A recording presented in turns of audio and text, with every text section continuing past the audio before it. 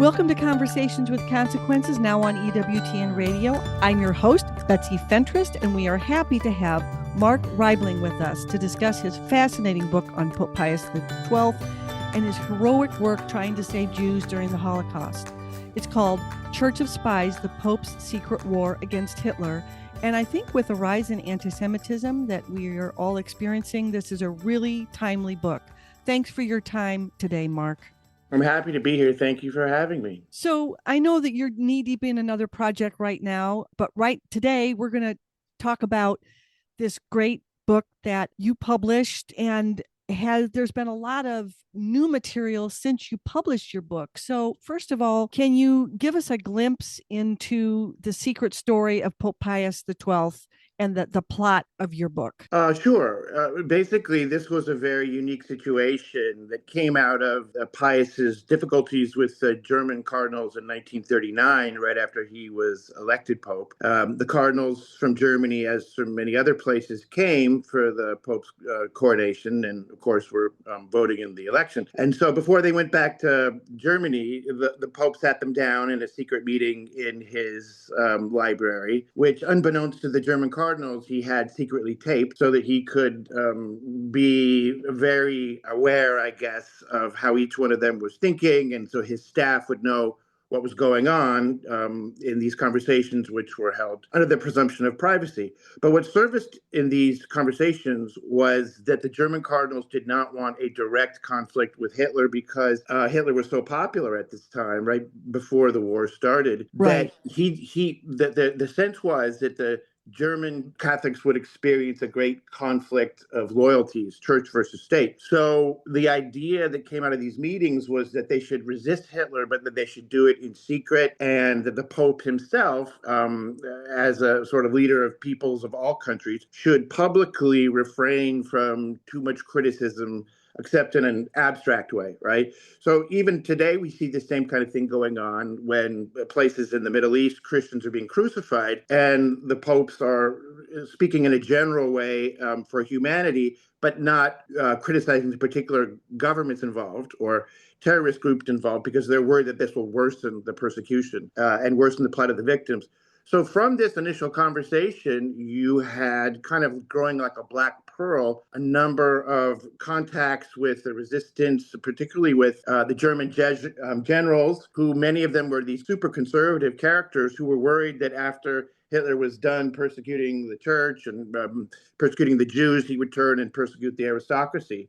So they asked Pope Pius XII, through some intermediaries, to reach out to the British government to talk about terms of peace once the war had started, and to make sure that Germany, if they overthrew Hitler, if the German generals did, they would not be Germany would not be treated as it was in the Treaty of Versailles, which they felt had been such an unjust kind of state of affairs that it actually led to the rise of Hitler and the Second World War. Well, what is really amazing, I mean, there's so many amazing things about this book, but you have so much documented material, whether it's transcripts of these secret recordings or all kinds of original source material, drilling holes in panels and inserting microphones, and the fact that Marconi actually wired the Vatican to do all kinds of secret recordings. It's just astonishing, really, Mark, what you've uncovered here.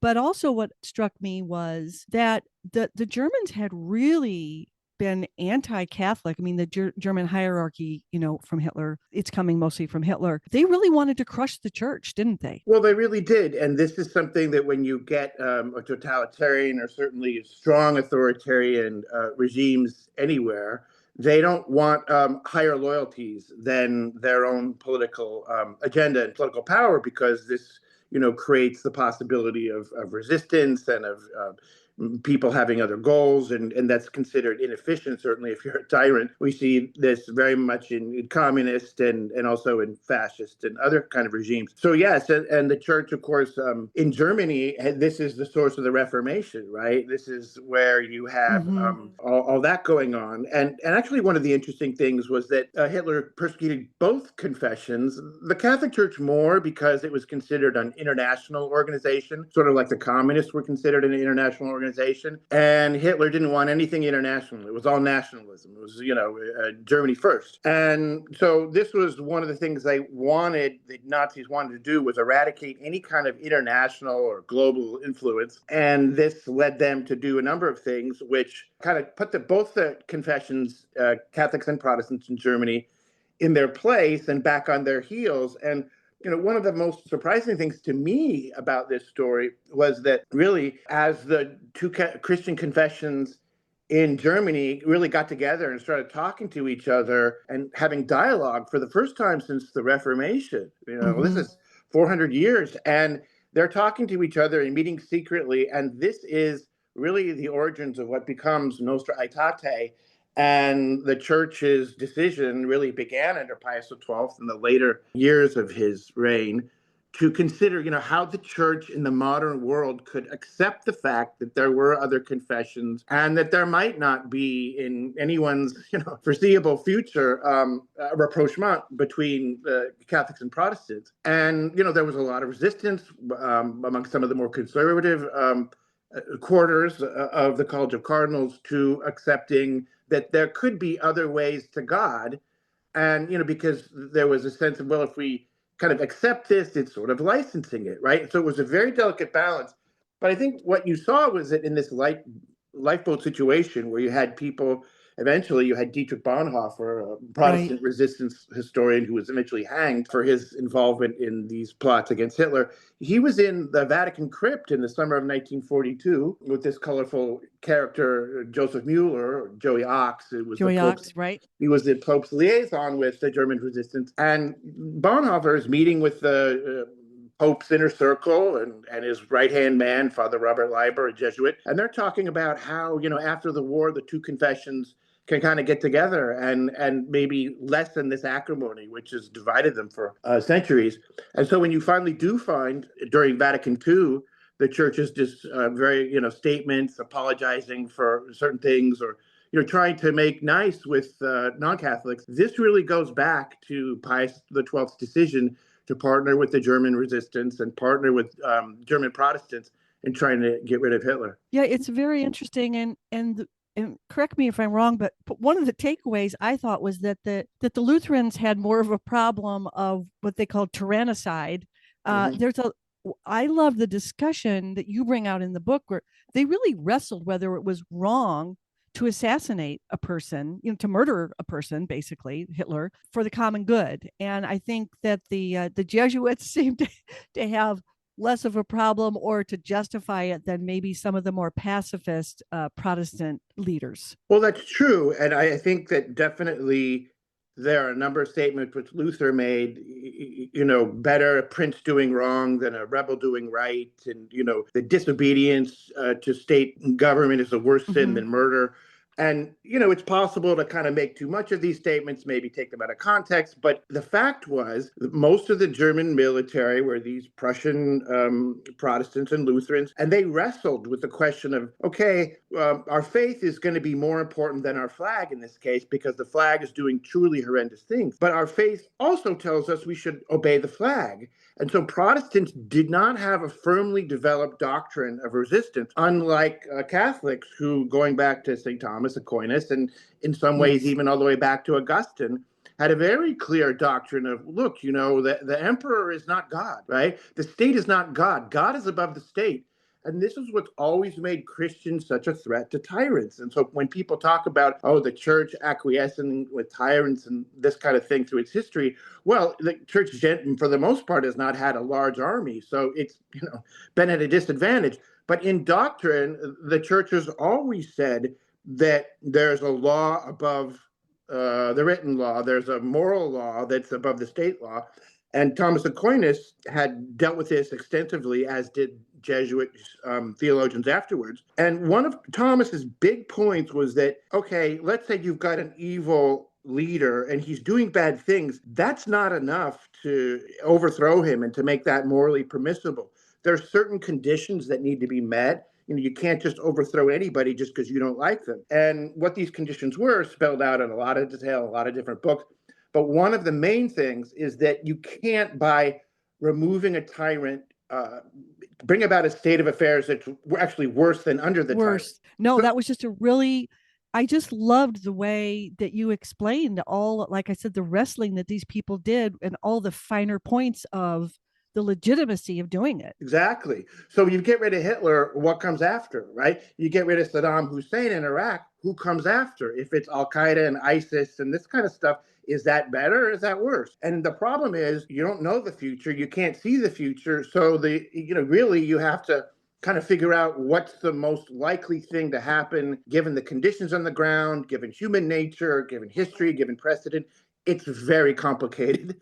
And most people can use a confessor or someone to talk through these things with, right? So one of the things that the German generals did was reach out to the Pope, who then reached out to England through Right. the British ambassador at the Holy See to talk about, well, if they do kill Hitler, what are you guys going to do about it there in the West? Are you going to come in and kind of occupy the country and punish as you did after the First World War? Because if you're going to do that, then the Germans aren't sure that that's going to be better for them, right? So this is one of the ways that the Pope could stand in and provide a kind of institutional structure so that regime change wouldn't seem like a complete whirlpool of chaos if the church had anything to do with it. So Cardinal Pacelli, who of course became Pius XII, has been controversial in terms of did he do enough? Some people say that he's complicit in the Holocaust because he wasn't strong enough in, but this book really refutes it and shows how intimately he was involved in all these plots to take down Hitler. Do you, as a historian, by the end of your research, can you just talk about your progression in feelings about what he did or didn't do, and how you felt like maybe he was redeemed by what you said in his book, in your book? Sure. I think one of the unfortunate things about history and these things that they had become very politicized. Especially if you look at what happened to Pius XII's reputation. Up until the early 1960s, there was no real public criticism of him or of the church and their stance of the war. What happened was that during the 1960s, you had a generalized revolt against authority because of a number of things happened in the West with the student protest movements in many, many countries, and a general swing to the left. And of course, the Pope is the symbol of authority Mm-hmm. par excellence. There was a fictional account of what he did what Pius did in World War II called The Deputy in 1963, a German play by a German Protestant that basically accused the Pope of acquiescence in genocide because he never actually mentioned the Jews supposedly in his public statements during the war. This, of course, is false. His first declaration or greeting to the world, or one of them after he was elected, mentioned the Jews and the revelation on Sinai and how you couldn't go against this and you couldn't get rid of it. But it is true that he wasn't as outspoken against atrocities anywhere by name and singling out governments as I think later on people kind of expected looking back on it.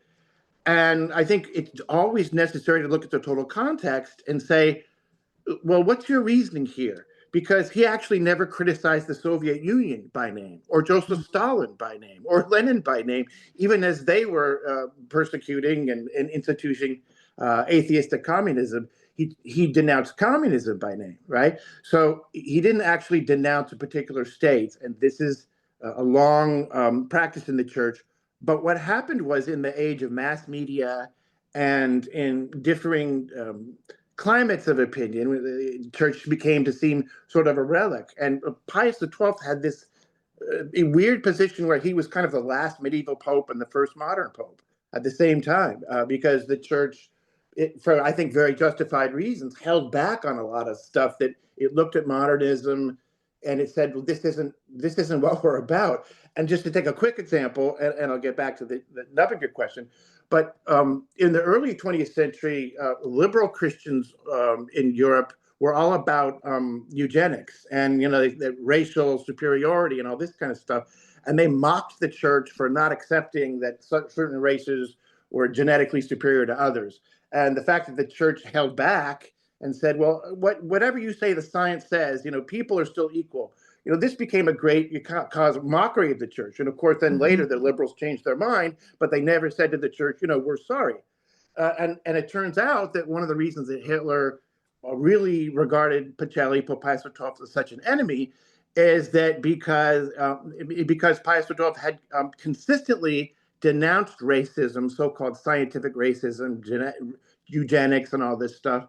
And the Nazis thought this was the perfect example of how backward Catholics were. They just wouldn't accept scientific racism. And so this is really the essence of a lot of the misunderstandings of the church, is that its position was its unease with modernism actually had a good side that people forget about. So if you unwind all this, and what you find is that when people are criticizing Pius XII, let's just say John Cornwell's infamous book, Hitler's Pope, which was published, a few decades ago, he actually says in passing, as many of the church's other liberal critics have done in recent years, well, yeah, sure, he helped the German resistance try to assassinate Hitler. But moving on to what we really care about, let's talk about for hundreds of pages about what he didn't say, right? And I thought, wait a minute, I thought we're taught that actions speak louder than words. What did he actually do? Let's look at what he actually did rather than what he didn't say. And when you look at it that way, you do get a very different picture. And as a historian, I try to stand aside and not make up people's minds. A history is fact, it's not opinion. So I try to not to give my own opinions in the book, but simply to provide all the facts and let people form their own opinions. Well, I sure formed mine, which is that Pope Pius XII did a lot more than I ever realized. Mark, thank you so much for joining us.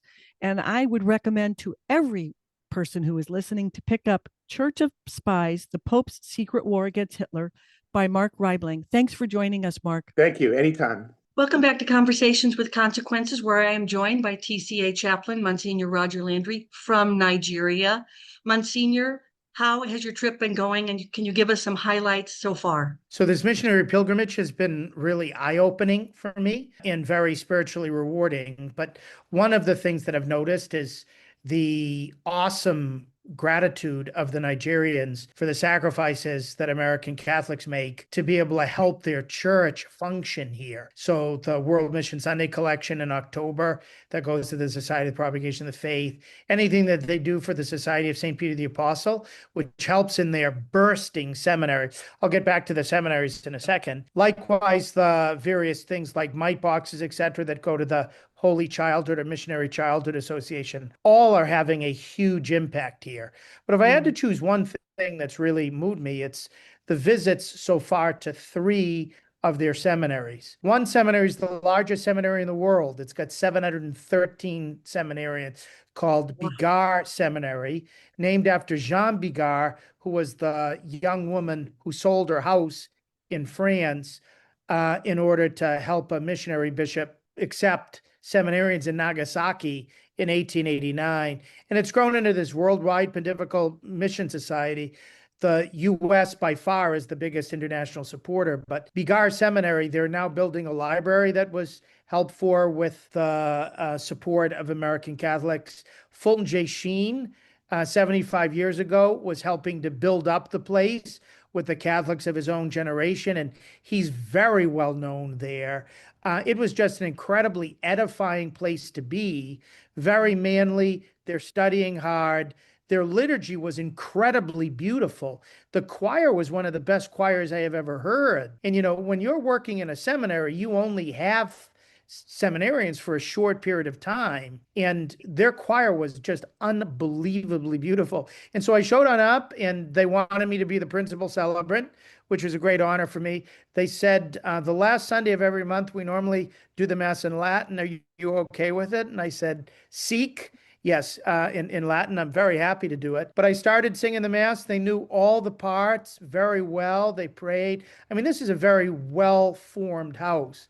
I want to flip it because I went to another seminary called St. Simon and Jude, which is a minor seminary. So it's either high school or college age seminarians. And the rector greeted us, so many beautiful, 300 seminarians in this seminary.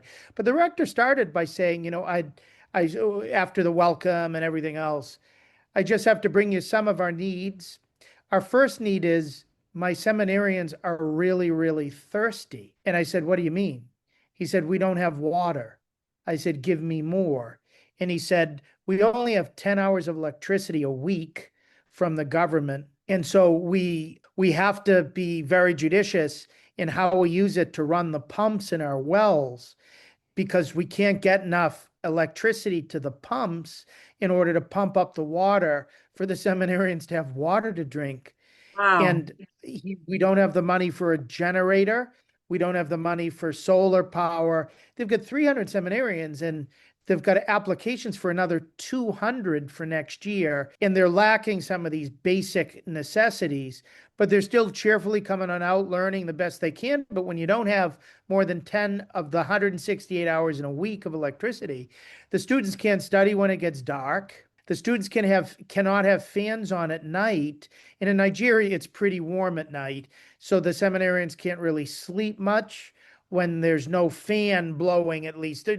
Air conditioning is out of the question for a seminary with those types of financial needs. But you can't even run one of these ceiling fans because you don't have the electricity to run a ceiling fan. And yet, I mean, I felt a little bit like the Pope or even like Jesus Christ, the way that the seminarians were coming just really to touch me when I was leaving after having spoken to them, because their piety is really quite outstanding. And then earlier today, we visited a seminary named after St. John Paul II. It was dedicated right after his 1998 visit to Nigeria. And this is a philosophy house. And the seminarians were so smart. They asked such incredible questions. There are, by the way, about 270 seminarians in this seminary. Again, just very impressive, these waves of very well-formed seminarians. 30 years ago, when I was in seminary, not every Nigerian who was sent to Rome had very good philosophy training. And if you didn't really have good philosophy training, it was going to be harder for you to be a good student of theology when you were there. Certain super bright people could make it, but they weren't training the average seminarian for higher thought because they didn't have the philosophy faculties to prepare them. It was even a little bit more aggravated in the situation of religious sisters. But now the formation that they're getting here in Nigeria is capable of making some of the Nigerians the top students in Rome. They're doing very well in their advanced degrees, doctorates, and licenses. Their seminary faculties are very solid. And so if we think right now we are doing very well in the United States with the help of Nigerian priests to serve in various of our dioceses and parishes, the quality coming down the road is going to be even greater. So that's a great sign of hope that I've discovered here in Nigeria. There have been so many children everywhere you go are on fire for the faith, and the Missionary Childhood Association, all dressed in their missionary childhood uniforms. Every airport that I arrive in, they're there to welcome me and sing and do other cool types of things in which I feel super honored. They're not really doing it for me. They're doing it for the church in the United States of America, which makes possible so much of what they're doing here. And likewise, I've visited many of the churches that Americans, through their generosity, have sacrificed to build year by year. And so we visited about 8 of those churches that we're funding in various stages of completion. But the communities all pour out, no matter what day of the week it is. They take time off of work to come and say thank you to the Pontifical Mission Societies and through us to American Catholics for at least making the stages that they presently have possible. They need more in each of these places. And if anybody would love to be able to make the faith grow here, please know you can always contact me at pontificalmissions.org, and I'd be happy to be able to match make somebody's desire to help the church grow in Nigeria and their enormous needs here. That would be a beautiful way to live out our call to Lenten almsgiving. Monsignor, you've been in Nigeria in the midst of a war that the United States is in, attacking Iran. Could you talk a little bit about what people are saying there about the war?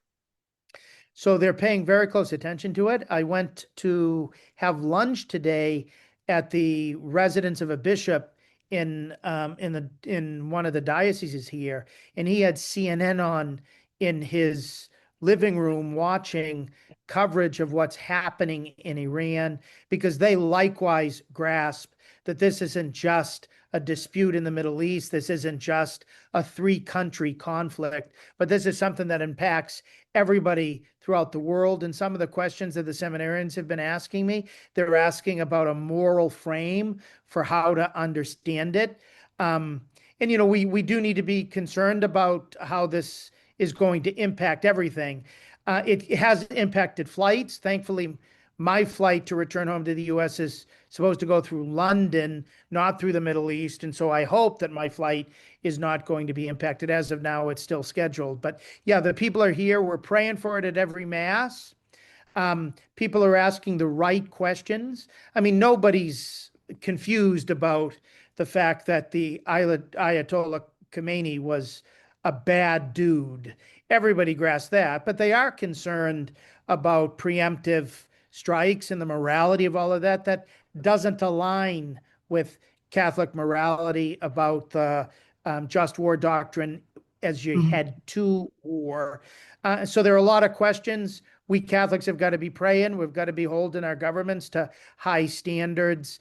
Sometimes in these circumstances, change can be for the better. Sometimes change can be for the worse.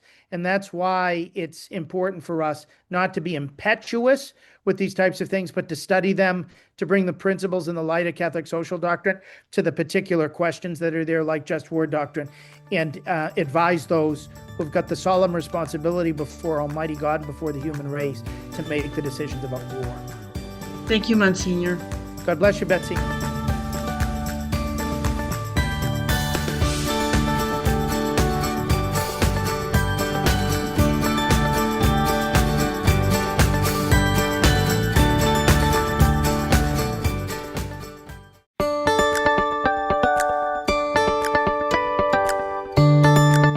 Conversations with Consequences, now on EWTN Radio. I'm your host, Ashley McGuire, and we are thrilled to have with us Charles Camosy, who is an esteemed professor with a long tenure, first at Fordham University and now at the Catholic University of America, where he teaches moral theology and bioethics. And Charles, we really wanted to discuss your most recent book, Living and Dying Well, A Catholic Plan for Resisting Physician-Assisted Suicide, which seems like a good Lenten topic as we reflect on death and mortality, but also, unfortunately, as it's becoming more and more prevalent with the rise of physician-assisted suicide. So thank you so much for agreeing to come on our show today. My gosh, Ashley, I'm a huge fan of yours, so I'm just glad to be on your show and glad to be talking to you about, I'm not sure I'm glad to be talking about this topic, but it's important that we're talking about this. It is important, and it's so important that you've written this book, and because it just seems like the train is coming at us at 100 miles per hour, and I think people feel a little bit helpless about it, but you've really taken this issue by the horns. So let's jump right in. You call suicide a paradox, and I totally agree, because this is something I've written about a good amount myself, and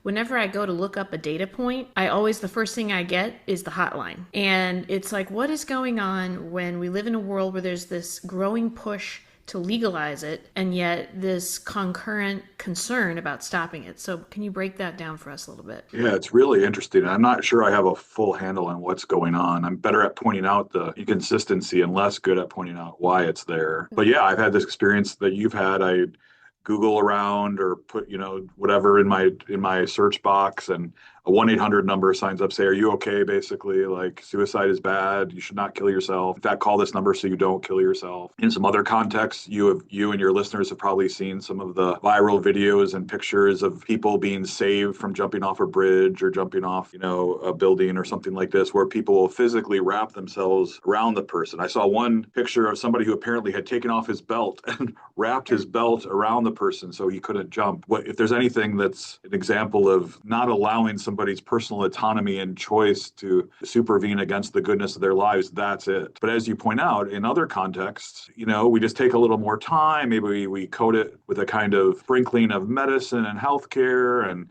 it starts looking like something different. But in reality, it's not all that different. The reasons why people choose to kill themselves via physician-assisted killing mirror a lot of the reasons why people commit suicide more broadly. Loneliness, fear of loss of enjoyable activities, fear of being a burden on others, feeling like their lives don't matter. And in fact, it's disabled populations, as you know, that have led the charge to some of the good things that have happened in the last few years in resisting physician-assisted killing, to say, listen, when you make specific judgments about these kinds of lives that say, well, maybe you'd want to kill yourself if you had that kind of life, you're talking about us. You're talking about people like us. And so I wonder if it has to do with that sort of ableist understanding of what kind of lives are worth living versus, somebody who looks able-bodied on a bridge. They probably should live, right? But if you're too disabled, if you're too much of a burden on other people, if you have these kinds of other traits that make you less desirable, you're not a productive member of society, maybe we can kind of understand why you'd want to kill yourself, and we want to make it legal for you to do so. That's the best I got in trying to make sense of the contradiction. Well, in your book, I was surprised to see that when you break this down, pain and suffering don't even make it into the top 5 reasons why people are seeking physician-assisted killing, as you call it. And certainly the stories that are coming out of Canada, our neighbor to the north, where they're on track to hit 100,000 deaths by assisted suicide. It now amounts for, I think, 5% of all deaths in Canada. The stories are, I don't even know what the word is, Orwellian shocking. I recently read that endometriosis, a curable condition that 1 in 10 women suffer from in the United States, is being listed as a reason. There's talk about euthanasia for babies. Tell us a little bit about what's going on in Canada and why this should be, a 5-alarm situation for us. Yeah, 1 in 20 deaths in Canada now are from physician-assisted killing. It's the 4th or 5th, I think, leading cause of death in Canada. It's exploding there. And I'll talk in a few minutes about why it's not here in the United States just yet. It's very interesting, I think, why it hasn't yet. But in Canada, it's exploding. And as you mentioned, there are all these terrible cases. People that say, hey, I want a wheelchair ramp into my home, and the government and the medical system, their disability infrastructure there will say, well, we can't do that, but have you thought about MAID, medical aid in dying, responses to eating disorders, responses to PTSD from war? I was just in Michigan last week helping the good folks there try to plan for what they're thinking is going to be a new attempt to pass it in that state. Which, by the way, for those of us a certain age, we probably remember Dr. Kevorkian as that fades from memory. The cultural memory in Michigan, that this kind of is ramping up here. But my opening slide was a story about a young man who was deeply troubled mentally. His mom knew that he had very significant mental illness. And he also had diabetes, but it wasn't really anything like that would threaten his life, nothing at all that would threaten his life. He went shopping in different places in Canada to try to get it. The first 2 places he went to denied him. He eventually ended up in British Columbia, I think it was, where they approved his attempt to kill himself and his request to kill himself. And his mom just got a phone call that he was dead. And all he had was mental illness, right? And she's been on a crusade ever since this happened. So there are innumerable examples about that. One thing that's interesting, though, and I think actually you'll appreciate this, you may know this already, but I think you'll appreciate this as somebody who's a good planner and an organizer. Our opponents on this are very good at planning and organizing. What they're doing in the United States, Compassion and Choices is the main lobbying group here in the United States, formerly the Hemlock Society. They are going around the country, not only trying to pass laws in Michigan and other places, they're also stopping California and other places from expanding it. Why? Because they don't want what's happening in Canada to happen here, because it will feed the narrative, right, that all of us have rightly about Canada, that, hey, once you just say people have this right, and it's their body and it's their choice and it's their life and it's their death and their autonomy, who's anybody to say why they can't do it? People point to the United States and say, well, it hasn't happened in California, it hasn't happened in Oregon, it hasn't happened in these other. The reason why is because our opponents have stopped it, not because there's not some sort of logical reason why it stops. In fact, California just very recently tried to pass an expansion which would include people with dementia, which is an issue I care very much about. And again, it was interesting. It was the Catholic Church in Canada and Compassion and Choices that lobbied against that bill. And we all know why Compassion and Choices did it. And we also know why the Catholic Church did it. That is really interesting. I had not heard that before. Interesting. Well, you talk in your book, you allude to the throwaway culture, and you've also written, I think, a book about this. And, this ties into another thing you've mentioned, which is kind of a fear of being dependent on others. And I thought it was really interesting when I watched a lot of the testimonies in the House of Lords, where, the UK has been considering legalizing physician-assisted suicide as well. And one of the big themes from these MPs was a fear of not of what happens if they get cancer, and not wanting to be a burden on their family and on their loved ones. And I know that people who do end up taking their own lives, not through physician-assisted suicide, often mention this notion of being a burden on others. And so how does that all tie in, this fear of interdependence on one another, and how is that profoundly anti-Christian and really anti-Western? Yeah, we have a phrase in Catholic bioethics, but I think it's broader than Catholic bioethics. The right to die quickly becomes the duty to die. And it becomes the duty to die in part for the reasons you just suggested, that once the so-called right is on the table, the right doesn't exist in some sort of like vacuum apart from the rest of the culture, apart from the economic and other pressures which people feel, especially vulnerable people, especially disabled people feel. And I'd also connect this to abortion. We have so much abortion and also pre-implantation genetic diagnosis of embryos, which we discard those that we think might be disabled. We kill a lot of babies prenatally we think are disabled. There's fewer and fewer disabled people around. And that means that those that are around tend to feel like, oh my gosh, like I live in a culture which kills people like me prenatally or discards people like me prenatally.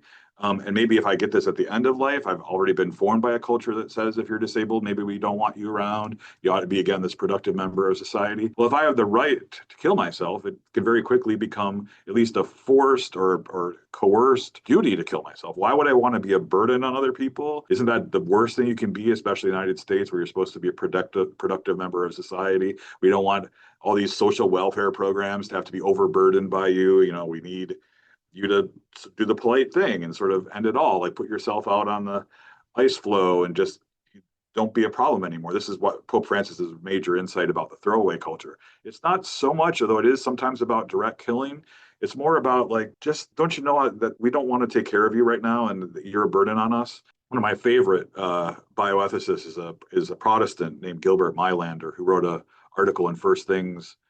It's pretty old now. I think it's over 10 years old now, called I Want to Burden My Loved Ones, which, if you know, Gilbert Mylander is sort of his curmudgeonly sort of take on these things. He goes on and on about how his children were really burdensome for him when he was raising them. But then he pivots and says, these were the greatest moments of my life, the greatest privilege of my life, be burdened by my children. And we need to start thinking about this at other areas of life, right? That's why the book is on, living and dying well. We need, as part of the fundamental resistance to this, we need to turn this logic on its head. It's not that being burdensome is bad, even if we want to use that word. It's that we should feel such that it's a wonderful opportunity to care for people in this context of privilege, especially, but not only if we're Christian. Well, on the theme of dying well, talk a little bit about Senator Ben Sasse. I've been just really moved by the way he's dying in such honestly, a cheerful way, a gracious way.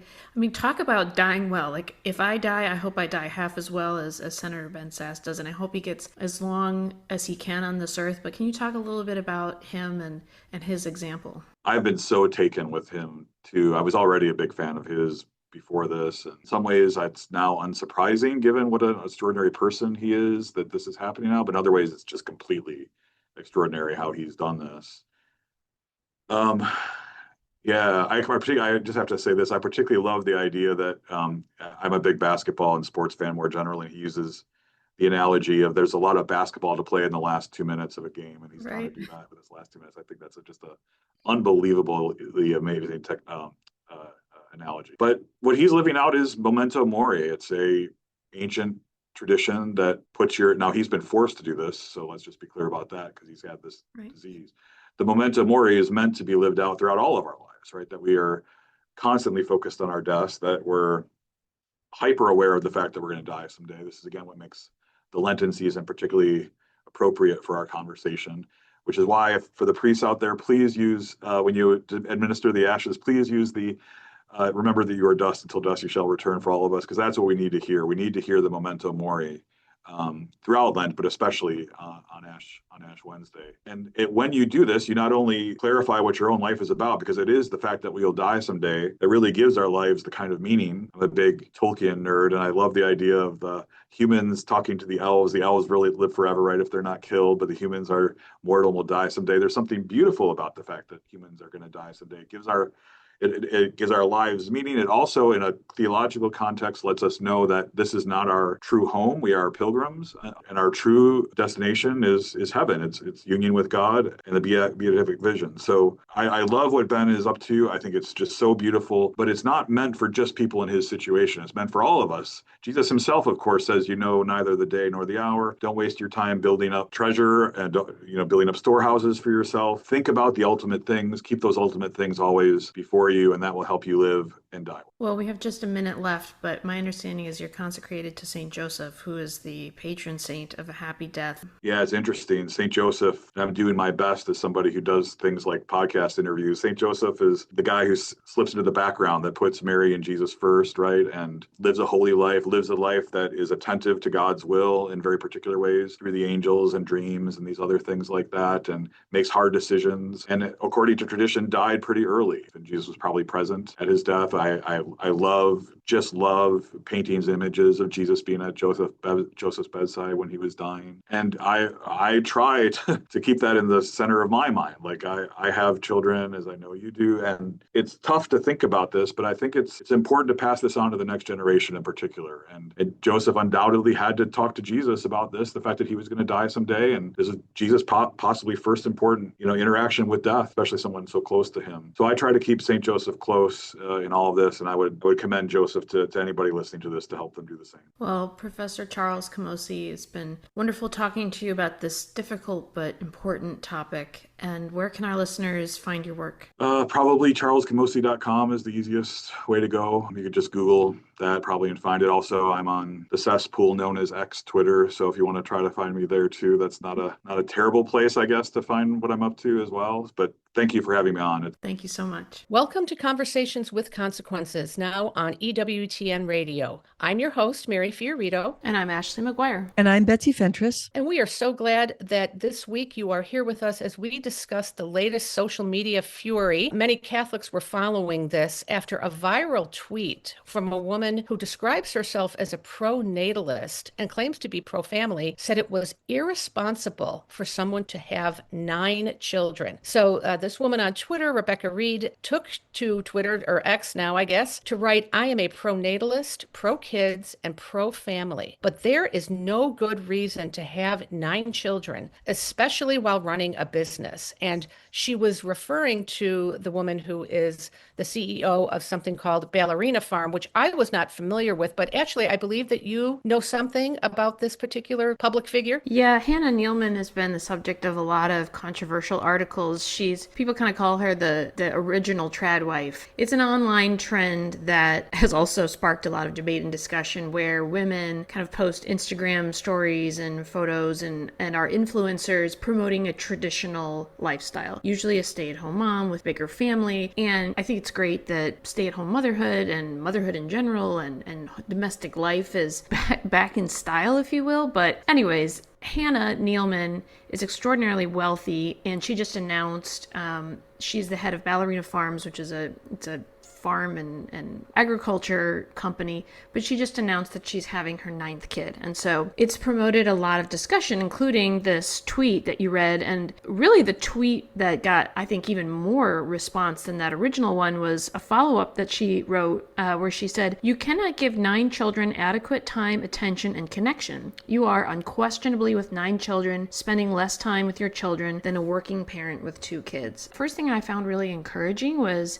how much backlash she got from that. It just shows that there's a healthy, hearty contingency on Twitter of people who are defending big families, and I think especially pushing back on this trope that parents have to constantly be hovering over their children for them to grow up healthy, happy, successful, when in fact, many families say that it's their siblings that end up becoming their best friends in life, and that you get a lot of different other kind of attention from those siblings. So she got a lot of pushback, which is merited. started, and it's kind of provoked this bigger conversation about big family life, especially, in the modern time. Well, if I could go back just to start with a more foundational point, I had my youngest when I was 43 years old, and I was quite taken aback. And, we were very grateful to have the baby that we had, because after we had my second, we were told we wouldn't really be able to have any more children and not to count on that. So we were overjoyed. But the number of people who felt absolutely no hesitancy whatsoever to ask me, if we were trying for a boy, if there was some reason we were doing this, and I was saying to my mother, gosh, I'm really shocked at how blunt some people have been. And my mother said,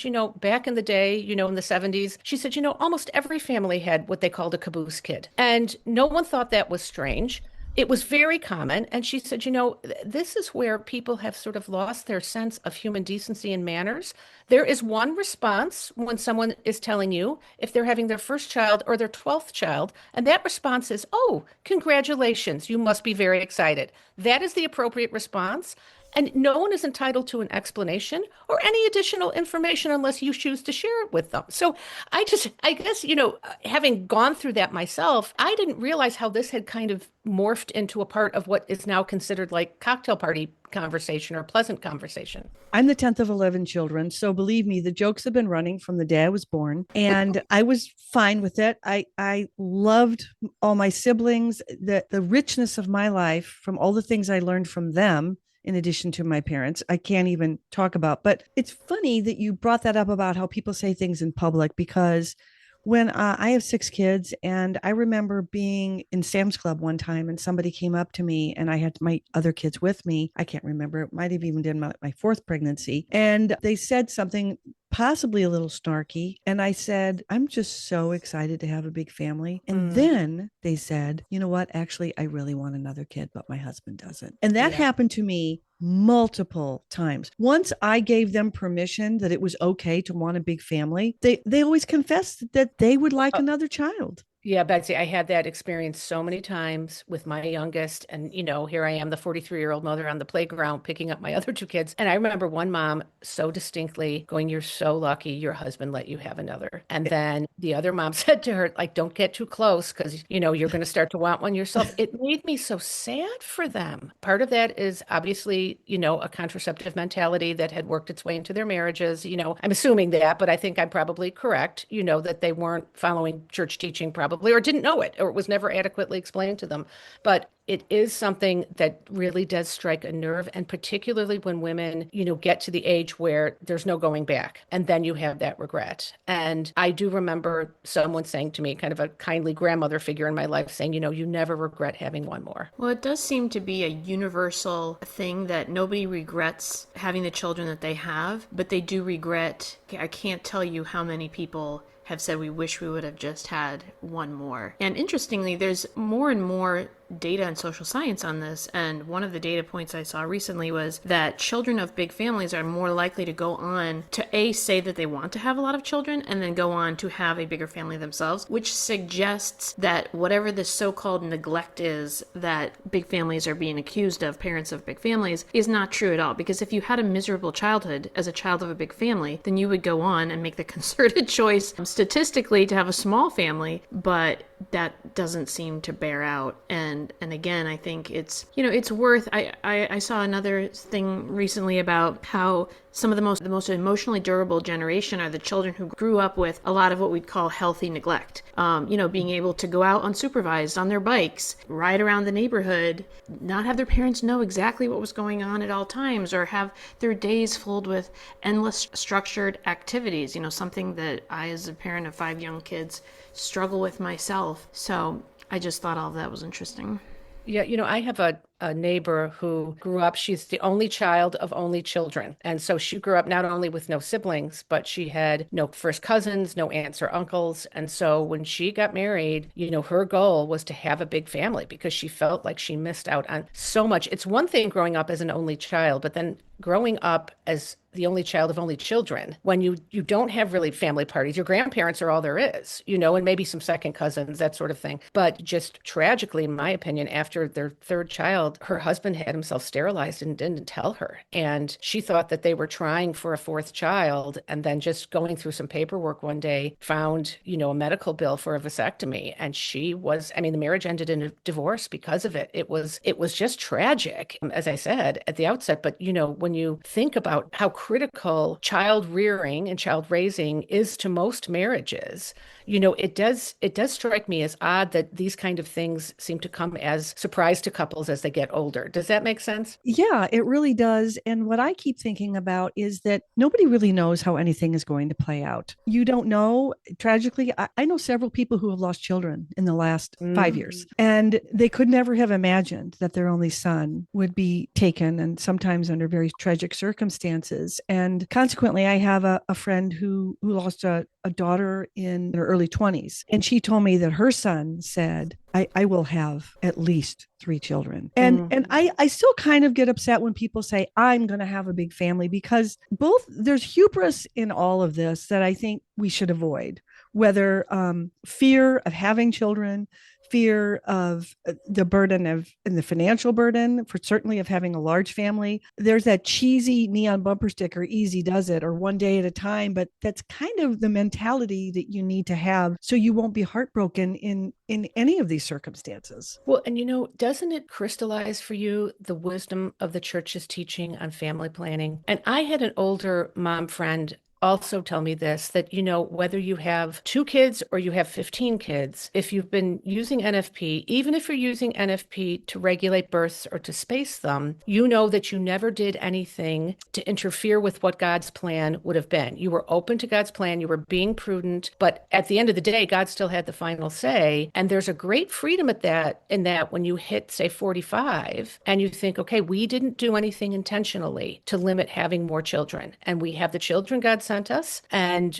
we are grateful that we had them. And you're not second guessing. Like, I know somebody she was on the pill for the first 10 years of her marriage and then had a big conversion experience. And she said, though, it's still, although she's confessed it, and so has her husband, she said, it plagues my conscience to this day. We could have had 6 or 7 children. And I thought I knew better than the church. I think there's a lot of myths and misperceptions out there that are actually actively peddled, not just floating around, but are promoted and platformed. One of them is that there were so many great responses to this woman's tweet, but one of them was along the lines of, it's as if she thinks you're going to have 9 toddlers simultaneously. Right. And this is one of the gifts that I've found of having a bigger family, is that as the children get older, and it's almost a cliche, they help. Interestingly, that's become its own controversial thing. It's like parentification. That's the phrase for it. If you ask the 13-year-old girl to change the 2-year-old's diaper, you're parentifying them, and you're going to cause some kind of psychological harm. It's a real thing. Look it up. It has its own entry in the Cleveland Clinic, parentification. Things like help with paying the bills. I laugh because I'm the other day I was like, Stella, here's my checkbook. Write this check. Get this bill in the mail. But I thought you meant borrowing money from them, which I have done at this stage. helping just with, that was the kind of thing I grew up as the oldest of 5 is doing. I actually think it helped shape me into a functional adult who's able to manage my own family.